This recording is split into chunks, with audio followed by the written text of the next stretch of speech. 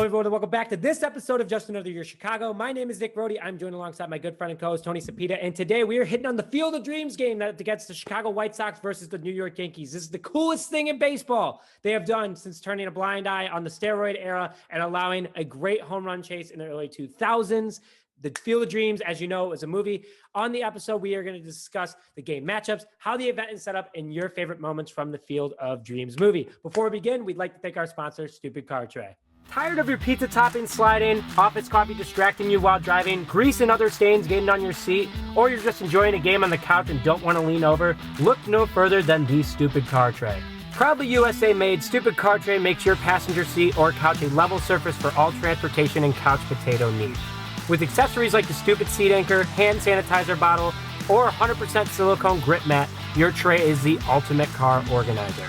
With over 20 different color combinations, there's a Stupid Car Tray for everyone. Visit www.stupidcartray.com and use discount code J16 to get 16% off your entire order. Link in the description. So stupidly obvious. Why didn't anyone think of it before? So let's hop into it here. Let's go, Tony. Tell me about this game. Yeah, so two of America's biggest markets, Chicago and New York, will descend upon the historic Field of Dreams in little Dyersville, Iowa. I'm so excited for this. The rain's supposed to hold off. It's going to be earlier in the day, but it's a night game, so it doesn't matter.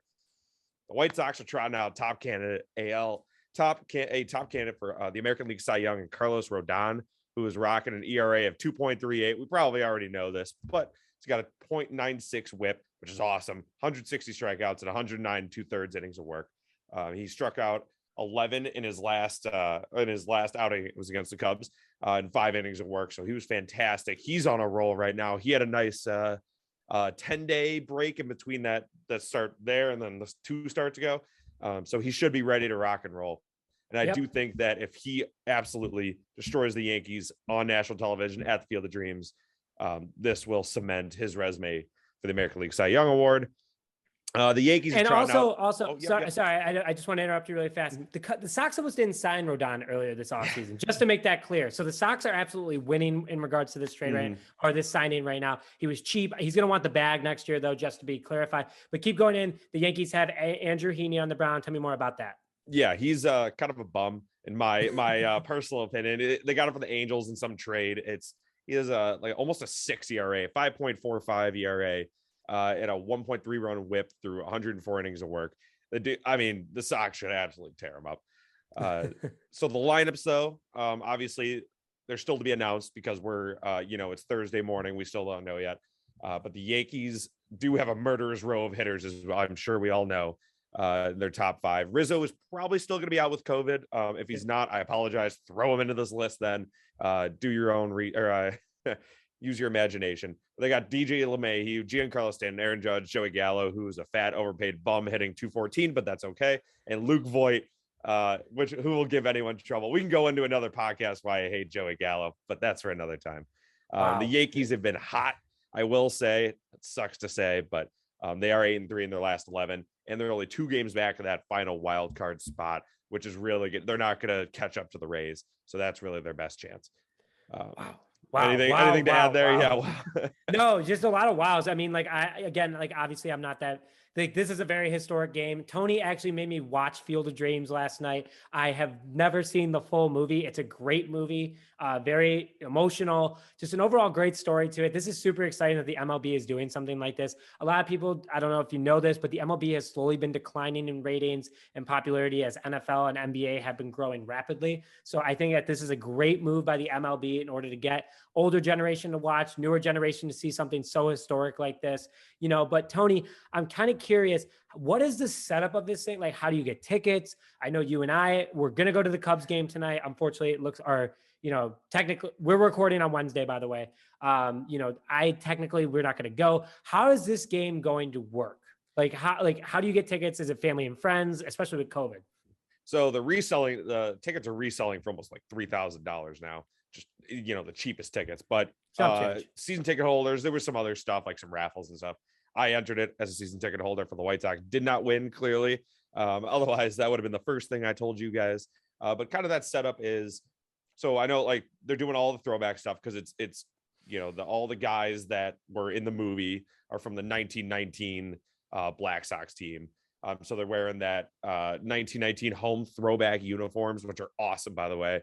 The Yankees are wearing their 1919 away throwbacks, which look exactly the same as their current away, but that's okay. There's going to be about 8,000 people on the field. It's built adjacent to the actual field from the film because obviously that's a little small. So they built a new field. It looks really cool though. There's an intricate corn maze set up in the shape of the MLB logo, but it should be awesome. Tune in early, I'd say, and they'll do some flyovers. So with that though, I'd like to, if you're okay with it, Nick, jump into kind of just talk about the movie for a second. Why the heck we're all here? Why we're even doing a podcast? Yeah, because absolutely. It is one of the best baseball movies of all time. Probably is the best baseball movie. It's definitely one of the best sports movies of all time. I'm a little biased. Rookie of the Year. Actually, that came out, what was that, 28 years ago today or something like that? No, it would be longer. Yeah, 28 years ago today it came out. Henry Rowe Gardner. I personally think that's the greatest baseball movie of all time. Don't let me sleep on it. I'm totally messing. I watched this last night. Fantastic movie, but tell me the importance of it.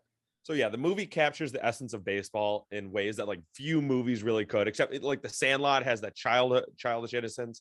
This is kind of more for an adult looking back on his past. So America is, the famous quote, America is rolled by like an army of steamrollers. It's been erased like a blackboard, rebuilt and erased again. But baseball has always marked the time. It always gives me chills. So that kind of talks about, so Ray Kinsella, was connect, in the beginning of the movie, talks about how him and his father fought all the time, but they connect over Shoeless Joe. Moonlight Graham near the end, he became a doctor, a very successful doctor, but he always wanted to have an at bat. He never got to, get his official major league at bat. So it kind of just shows how the great American pastime is it's so much more than just a game. And I think that was, that's probably the most important message from it all. So there's a lot of amazing moments in this movie. However, this one stuck out to me. We're a Chicago sports podcast. Obviously, it's Sox heavy, that movie. But there was a great point when Shoeless Joe comes out onto the field. He's looking around. He's perplexed by these lights. And Ray Kinsella tells him, oh, yeah, all the fields have lights now, even Wrigley Field. Coincidentally, if anybody, pays attention to their history, this past Sunday Night Baseball against the White Sox, actually, it's the 33rd anniversary of the first game under the lights at Wrigley. Actually, when the movie came out, Wrigley had lights for like a 4 year. months. A year. Yeah, whatever. Probably when they were filming they had just put them in, and by the time it came out. So Nick, you got anything to add here? Yeah, I think like a lot of people, I like that you hit on that innocence, like when I was a kid playing baseball, you look at baseball differently when you're not playing anymore. Like people say baseball is a boring sport, but you defend that baseball is the greatest sport on the planet until you're done playing. And yeah, you usually when you're done, you're 21, you're ripping beers at Wrigley, you're making beer snakes with your friends, like all that stuff. But when you're a kid, you go to Wrigley, you watch the game for the game. You watch it because you imagine yourself being on that field. In the Field of Dreams, Ray obviously feels the same way about that. And I thought that was something that like really, I'm watching this also at midnight. Like I'm writing stuff up for work. I'm writing stuff up for this podcast. And like Tony's like, you got to watch it. So I'm like, fine, I'll put it on in the background and I'll watch it at midnight on a Tuesday night. And it's a really moving movie. If you have not seen it, which I hope most of you have, I'm the weird baseball guy that grew up playing baseball and never really saw the full thing. It's a very moving movie, especially as you get older, you understand it more. So overall, great movie, Tony. Great event that the White Sox and Yankees are in. Hopefully there's a lot of viewership on this, and hopefully they do move it in the future too. I think it'll be really exciting. Yeah, so I'll wrap it up here. Obviously, 2 important quotes. Hey, Dad, want to have a catch? Oh, cry. Every single time I always send a picture to my friends of tears rolling down my face. It's pretty funny that I cried at it. And then, is this heaven? No, it's Iowa, of course. However, the always forgotten third line, could have sworn it was heaven. Love that. That makes the tears kind of, get there too. So don't cry, Tony. Don't cry. Yeah, oh, dude, I could feel him. So to really wrap this up, Terrence Mann, in the movie, he said it best. Ray, people will come, Ray. They'll come to Iowa for reasons they can't even fathom. They'll turn up at your driveway, not knowing why they're doing it. They'll arrive at your doors, innocent as children, longing for the past. And that's what's going to happen tonight. And it's truly a slice of American nostalgia brought to life. And I just hope everyone out there enjoys it. Yep.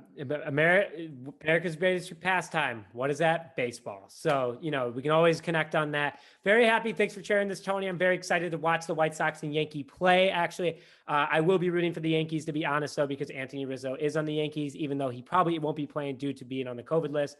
But best of luck. This is going to be really cool, and hopefully they do it for years to come. So thank you for sharing this, Tony. And with that, thank you very much for joining this episode of Just Another Year Chicago. My name is Nick Brody. Teary-eyed Tony Sapita, and we will see you guys next time.